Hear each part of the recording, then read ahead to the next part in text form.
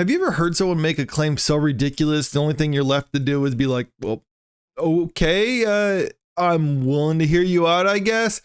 Because that was the impression I got when I saw this article talking about Kathlene Kennedy, saying that she's not the woke warrior at Lucasfilm and that all the perceived woke content in Lucasfilm movies like Star Wars and things like that, is it her doing? And I was thinking like, okay, fine. If someone's willing to make that argument, I kind of want to hear them out, because if she's not the one responsible for all this, then who is?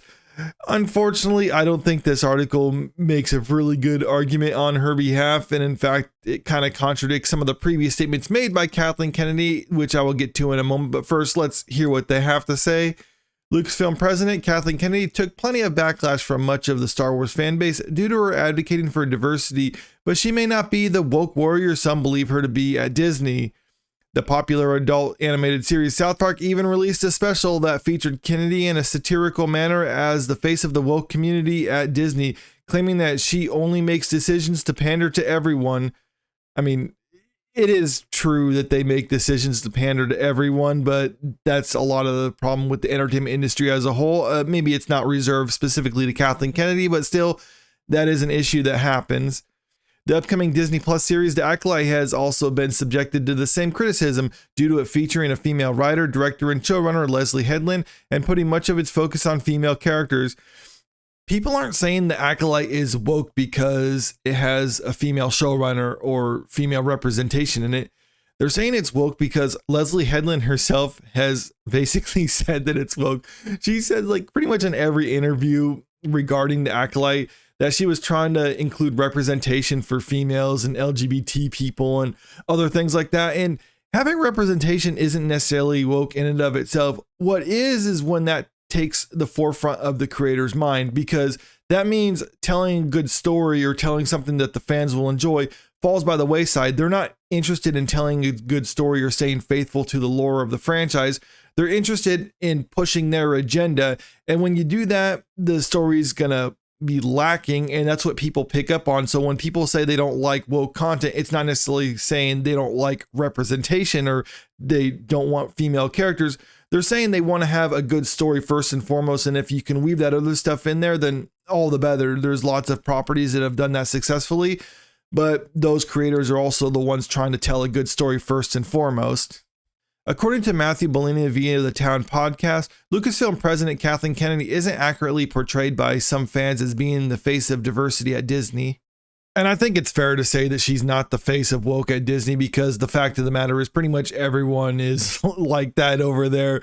That was one of the criticisms I had with the South Park specials, because it looked like Bob Iger wasn't on board with what Kathleen Kennedy was doing in that special, but he's actually the reason for all this stuff, because he's the CEO of the company. He's the one who brings on people like Kathleen Kennedy, or at the very least, he's not firing her or Kevin Feige or other executives like that, because this is the company culture that he's trying to cultivate. So ultimately, I would say if there's a one person who's the face of woke over at Disney, it probably would be Bob Iger, but that doesn't mean Kathleen Kennedy is off the hook.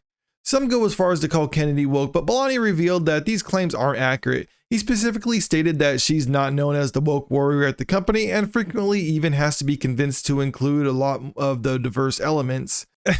Just because she's not called the woke warrior specifically at Disney doesn't mean that's not what she's doing at the company. And saying she has to be convinced to include diverse elements is like, well, does that mean she's not trying to include any elements like this?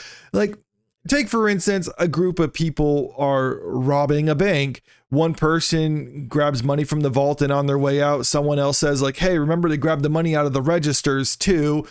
Does that mean the person who went to the vault isn't a thief because they had to be convinced to steal some other stuff? No, they're still a thief. That just means they're in the company of other people who are also trying to push the same agenda as they are. Bellini also pointed out that there's still never been a female director of a Star Wars movie, and that he personally believes she has not gone overboard on the diversity stuff. It's such a stupid thing to say. Just because I haven't had a female director for a Star Wars movie, that means Kathleen Kennedy isn't trying to push some type of agenda, because there are male directors out there trying to push the same agenda as Kathleen Kennedy. Dave Filoni, for instance, has even said that he's trying to increase diversity and stuff like that in Star Wars. So when people were saying they don't want woke stuff, they're not saying they don't want it from female directors. they're saying they don't want it all around, whether it's from a female director or a male director. They want people just to try to tell a good story first and foremost.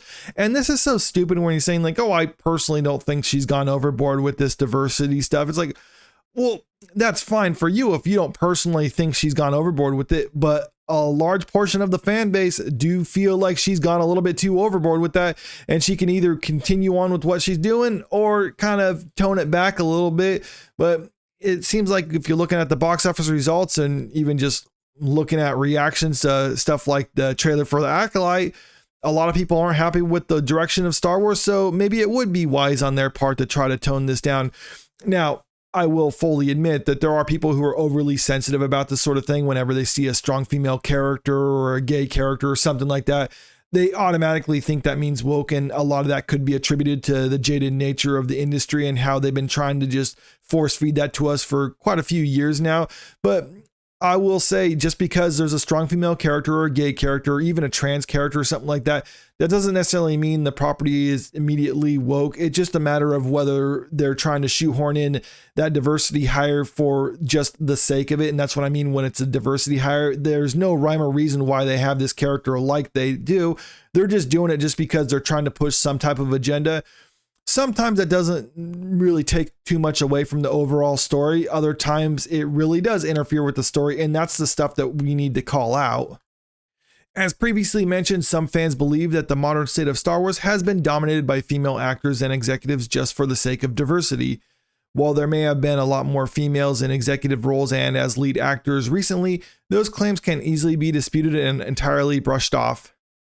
I like how they're saying they're not just hiring a bunch of women as diversity hires, but also admitting that they're just hiring a bunch more women these days. But it's totally not because they're diversity hires. They just happen to be hiring more women in recent years. It's like, okay, sure. And I do like how it goes on to say Daisy Ridley, while she was the star of the Star Wars Disney trilogy, they still had male characters like Oscar Isaac, John Boyega, Adam Driver. And it's like, yes, I remember how John Boyega was the one that people actually liked, but he was relegated to the simp role where anytime Rey wasn't around, he was just running around yelling for Rey. Imagine in the original Star Wars trilogy, you got Han, Luke, and Leia.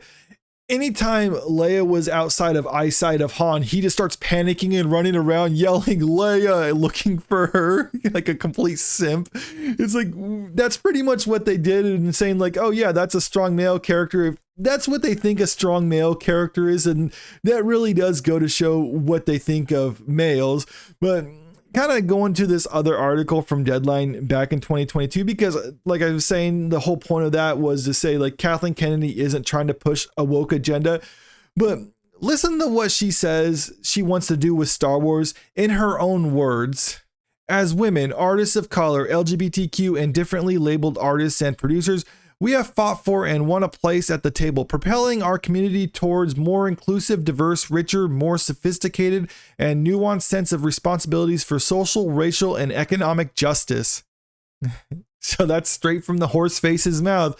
They're really trying to say a woman who makes statements like that is not trying to push any type of agenda when it comes to Star Wars, even though as soon as she took over Star Wars, you can see a lot of this agenda seeping its way into it, but apparently she's not the woke warrior. And I think that's really what they're saying, is like no one over at Disney calls her woke warrior specifically. So that's how they're trying to get around saying this. But everyone who's seen Star Wars movies in recent years or seen this Star Wars show, we know what's going on. So don't try to lie to us and say this is not happening, because we know it's happening, and that's why Star Wars is failing. But let me know what you think about all this in the comment section below. Do you think it's gone woke under Kathlene Kennedy? Do you think she's responsible for it, or is it just a coincidence that it's happened underneath her? And if you haven't already, make sure you click that subscribe button if you want to stay up to date with the latest in entertainment news.